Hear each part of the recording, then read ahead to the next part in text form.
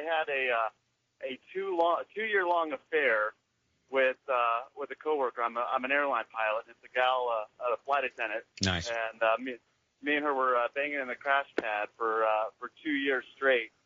When I broke it off with her, she sent a letter to my wife. Oh. Oh yeah. And? Oh, I'm divorced now. Yeah. Dude. What did you think? That wasn't going to happen? Or how does that work? I don't understand that kind of thinking. Tell me. What do you mean? What part of the thinking? Having that long of an affair? No, imagining that you could keep something like that a secret. Well, it's funny that you guys are having this, Batman versus Superman, talk, because I actually felt like Bruce Wayne. I was living two entirely different lives. On one, I live on the West Coast, but I was based on the East Coast, so the affair was all on the East Coast, and my life with the wife and the kids and stuff was on the West Coast. Two entirely different lives whatsoever. But I would get nervous every single time my phone would buzz with a text message. If my wife was sitting next to me, or if my phone rang, I was worried that it was the girl calling. Talk about just insane stress. Did she know you were married? She did. I mean, it's got to be a hell of a way to live, like on that with the plate spinning like that. It's crazy. No? Oh yeah.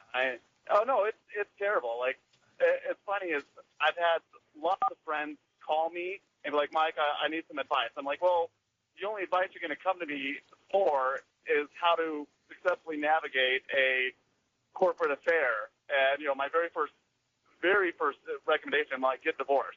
I'm like, but if you're not going to do that, then you got to live by Mike's rules. And so I've got a whole set of rules that I've set up as to how you have an affair and not get caught. Like what? Rule number one is you can't fall in love, which is impossible. You can't bang somebody for months or years upon end and not fall in love. But I tell them that, like, hey, don't fall in love. As soon as you get feelings involved, that's when the girl's going to start trying to maybe sabotage. Number two? Number two is get a burn phone. How about you just don't get into this affair in the first place? Yeah. What about Mike? Why doesn't Mike have one golden rule? Well, no, I do. Every single person that has called me for this advice, I tell them, my very first advice, don't do it. But I didn't start the affair with the idea like, oh, this is going to go on for 2+ years or anything like that. It just worked out that way. That it just kind of kept on going.